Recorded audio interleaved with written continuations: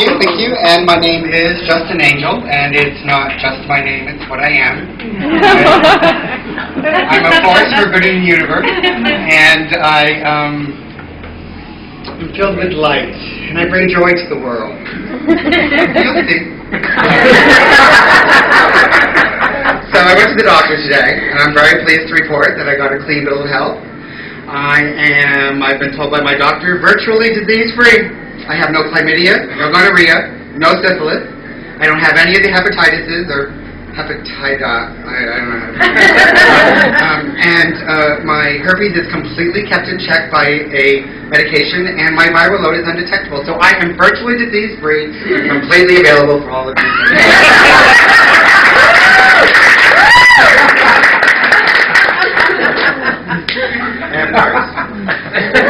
And it's nice to get a good diagnosis, because I recently got a very, very depressing diagnosis.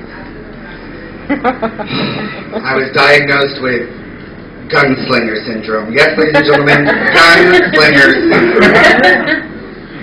So I was a little worried. I had lost all the sensation in my upper thigh, so I went to neurologist.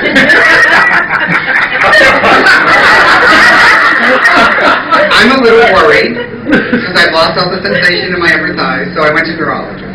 And, went through a battery of exams, and then he comes back from the room and he says, "I'm sorry, sir, to tell you, but you have gunslinger syndrome." I said, "Gunslinger syndrome? What is that?" He said, "Well, the truth is you're actually fat.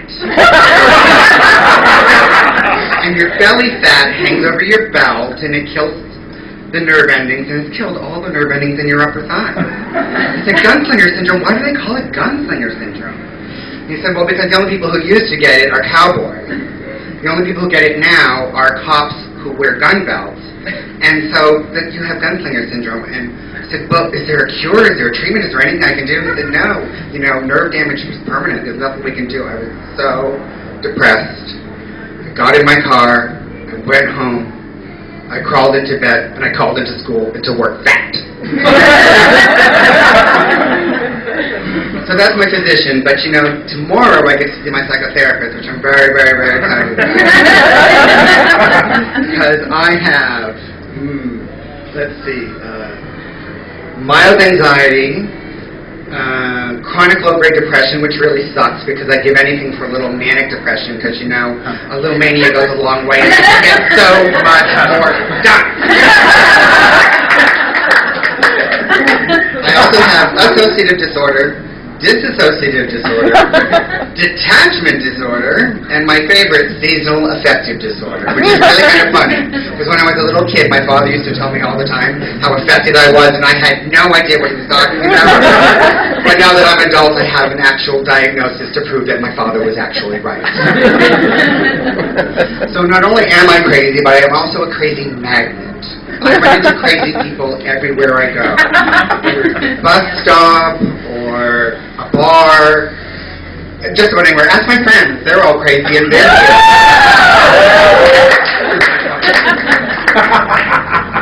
Most of the time my experience with crazy people is pretty innocuous. Like the guy who wants to take my hair home and masturbate with it. I used to have hair down to my shoulders, and I decided to get it all cut off, and so I went to this special clippers night at the Fall Line. It's twice a month. These guys get together, and they are hair removal enthusiasts, and they watch while a guy cuts your hair off. While I'm in the chair, there's this guy crawling around on the floor and picking at my hair.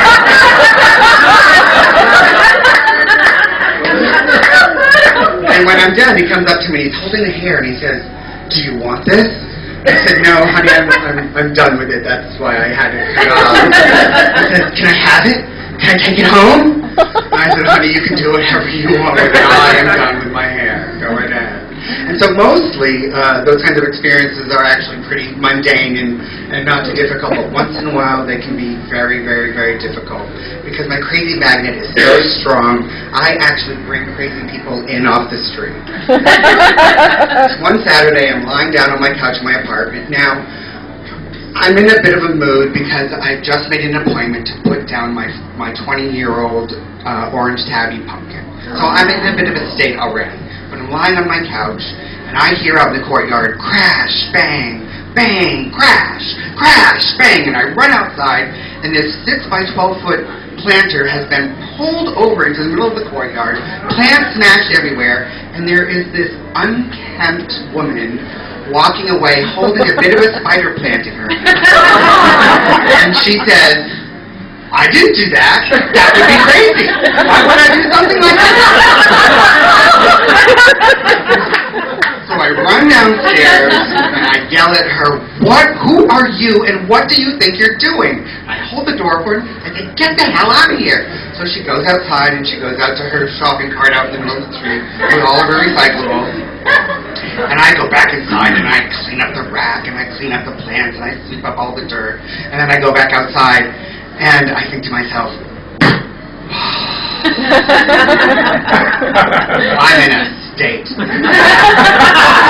look down the street and I see her shopping cart about a block and a half away, so I take off and run it. I think to myself, what are you doing? And what are you going to do when you get there?